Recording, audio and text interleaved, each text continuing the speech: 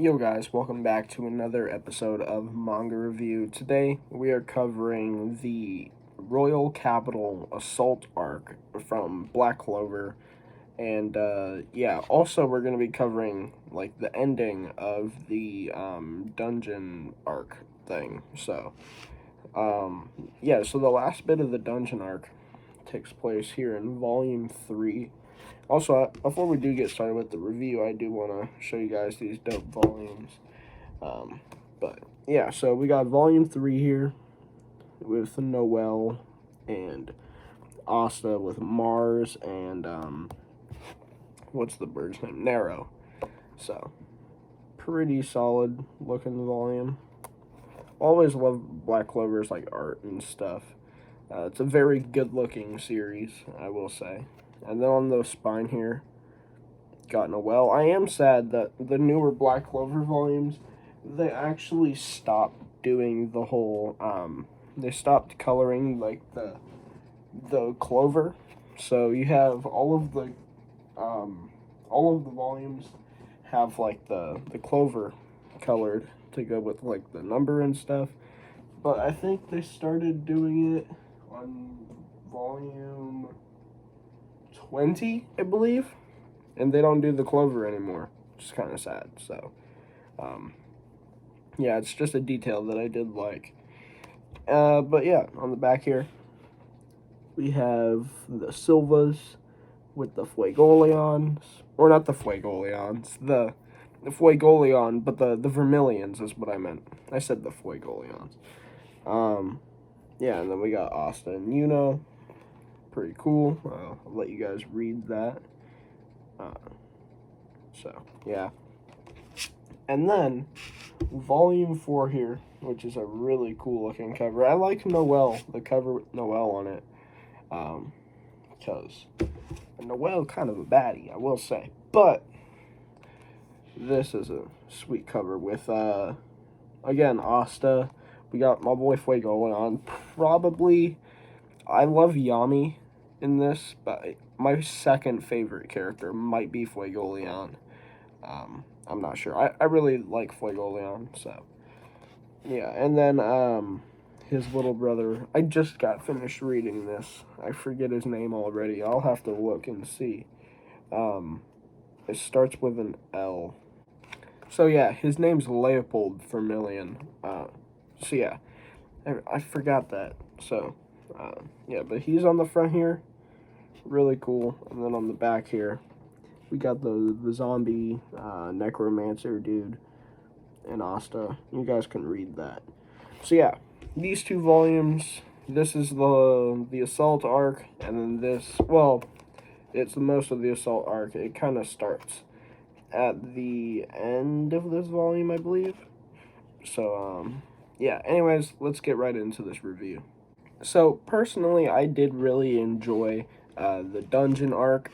So far, Black Clover hasn't really had many good villains. I mean, this is still very early in the series, but Mars was sort of that. I feel like he was like the first villain that actually felt somewhat intimidating. As you can see, he's on volume 3 right up there. So Mars, again, he's felt kind of intimidating, but at the same time, he's kind of a lackluster villain. Just like, I don't really know, because we still have bigger and badder villains to come. Because as far as I got, again, I've told you guys this many times, but I've only ever watched the first season of Black Clover, which was, I think, like the first 60 episodes or 50 episodes or something like that. So I've only seen like the Sea Temple arc, like after that, and like the beginning of the next arc after that. So we in that arc we have Veto, and Veto is like a really bad guy, and that's what I think. Like when I think of like a really bad guy for Black Clover, Veto is like that first dude. Also Licht, who we get introduced to later on, and like the Third Eye people, including Veto. So those are like the first big villains that are introduced. which they will be coming here soon. But yeah, Mars definitely did, like I said, feel somewhat intimidating with his cool diamond magic. I didn't quite get how it worked at first. I guess he's kind of like an earthbender from Avatar. And yeah, I guess that's really all there is to it. He can create this giant sword thing. And yeah, I guess his power is pretty interesting. I mean, there's not, I say interesting, there's not much to it, but oh, yeah, actually, I said interesting and I totally forgot. I did like how they talked about I think it's the Diamond Kingdom, how they have these experiments and stuff, and his power, his like grimoire is a combination of two grimoires, and like his little childhood girlfriend, kind of, he had to kill her, in like a death game, and they took her her grimoire and like stitched it together with his and like fused their magic. So he has like half of her magic and half of his own, which I don't quite understand how they did that because in volume 4 they explain that when the person is dying, their grimoire crumbles up, and so if she's dead, then I don't know how they got her grimoire and how it didn't crumble up. But they managed to like fuse it together and create like half of a diamond, like earth, whatever, and then half fire. So there's like 4 basic magic in here. There's water, fire, earth, and wind. So like again, like airbender. But he has like a half fire recovery magic and then half like uh earth attack magic. So I thought that was pretty cool. He uses like this thing. It's like a phoenix healing, like a fire cloak ability. So that is cool. Also in this volume, we do see Asta and Yuno both get upgrades, sort of. Yuno, he unlocks like this wind spirit, and it just significantly boosts his wind magic. And then Asta also gets access to a new sword. And the way this works is he has his normal attack sword thing, I guess, that just deflects magic and cuts through it. But it's really heavy, and in like tight situations, can't really use it. So he gets access to this new, smaller, much lighter sword, so he can like swing it around more easily in tighter situations. But it also seems that it can absorb magic as well. So in this volume, we see Noelle kind of hand over her water magic to Asta, and she didn't really notice how she did it. Like, they didn't know how it worked. It sort of accidentally happened. But Asta's sword absorbed her water magic and then shot like this giant water blast. Yeah, his new sword ability is also pretty awesome. And that's sort of the highlight of this arc, at least the end of it, that we see in this volume. Just the Mars fight it was an okay fight, I guess. Nothing really special, except, you know, we do see Yuno's new power showcased a little bit, and then Asta's new sword also showcased. In the next arc, though, which is the assault arc here in this volume, we do get to see more of the Magic Knight captains, which is awesome. We don't meet, but we see more of Fuegoleon and Nozel and Charlotte, and who else? I think those were the only Magic Knight captains that were there. We also see Julius Novachrono there. Anyway, we learned that the Magic Capital is being attacked by like some terrorists, pretty much. There's this dude who we see on the back of the volume, sort of, there. In fact, I guess I should show you guys the guy here. Let me see if I can find a good page with him on it. Here he is right here. And yeah, so he's like a necromancer. He like controls zombies and stuff. And he is like a rejected magic knight. So he wanted revenge. And Fuegoleon beats the crap out of him. Or like, well, Asta actually fights him and has him on the verge of defeat, but Asta is getting wrecked also. And then Fuegoleon steps in and gets him. But then Fuegoleon gets teleported away for a moment by some other bad guy, and then the bad guy teleports him back, and he's unconscious, and he's dying, and he has an arm blown off. So, yeah, Fuegoleon just got wrecked, but we never see who is inside the portal. I know who it is, because, I mean, I've seen the show. But yeah, Fuegoleon gets his crap wrecked, and him being a Magic Knights captain, just like that, you know. So we know this enemy is extremely powerful, and yeah, Fuegoleon gets wrecked. And then, but on the other hand, we see Yuno. He's fighting this one lady. She's like this witch that steals people's mana and like steals their youth. And Yuno fights her, and Yuno also is getting wrecked.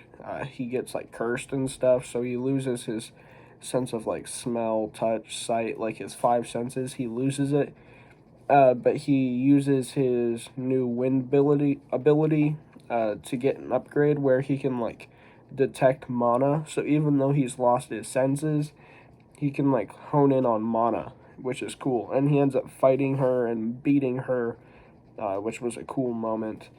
And he rescues Charmy, sort of. So now Charmy has like a crush on him. And yeah, that's what happens there. And during this assault, all of the like magic knights and stuff, or at least most of them, get teleported away, and so that, you know, the capital can be destroyed. But then they all show up again, and they are about to, like, they go back to the they all team up even though they don't like each other, and they go back to the capital to help, you know, fend them off again. But then at the very end of the arc, they have enemy reinforcements, and they kidnap Asta. We see them. Here, let me show you guys here. And yeah, this is sort of where the volume ends. They just run off with Asta. But we learn that they are a group called the Eye of the Midnight Sun. And they're like some, almost like a creepy cult type of thing. So yeah, that's sort of what happens in this arc. The capital is being attacked by these terrorists. Asta fights this zombie necromancer guy, and then Yuno fights this witch that steals people's mana. And at the end of the volume, Fuegoleon is on the verge of death, and Asta gets kidnapped by this cult. And so yeah, that's the end of the attack arc, and yeah, that's all that I read today. And overall, though, I thought the dungeon arc, again, was a little lackluster. It was okay. There was nothing really too special about it. I mean, we had the Mars fight, which again was just okay. We did give Yuno and Asta an upgrade, and I guess something, well, at least like for Yuno, something that, because, you know, Asta, he still has like this mysterious, like, dark side thing that we saw in like the first volume. And I know, based on what I know about Black Clover, he builds on that later on. But he this sort of gives him something, like the Wind Spirit upgrade thing, gives him something to build on as well, which is cool. But yeah, they give Asta the new sword, which makes sense, because yeah, the other sword's just too big to be lunking around all the time. And the next arc, though, this, like, the attack arc, I guess, was actually pretty solid. I did enjoy my boy Fuegoleon. using his flames, burning fools, like these zombies, or like I think he burned some of the zombies. Like he incinerated this one instantly, like because he had like this defense shield, and then like just like, pew, and then just wrecked his crap. That was cool. But yeah, I don't know what happens to Fuegoleon. Um, I think he might end up coming back. I can't remember. I know there is a new Vermilion that shows up later on. But as far as like Fuegoleon goes, I think he's just out of commission for right now. And yeah, but I think what's his name? Sort of awakening his thing finally, and kind of gaining control over it when he fought the witch was also solid. And yeah, and also they're setting up the Eye of the Midnight Sun, which they seem like a major threat, and which they are. I mean, we have Licht, their leader, who, I mean, we haven't met yet in the manga. He's a major villain. And then we have the Third Eye, so Veto, the main bad guy of the Sea Temple arc, and then the other two villains, who I forget who they are, and they show up later on. But yeah, we're setting up some crazy stuff that we'll be getting into here in the next couple of volumes. And yeah, that's basically it, though. I hope you guys did enjoy. We are going to be doing more manga review coming soon. Hopefully, probably this weekend we'll be doing some stuff.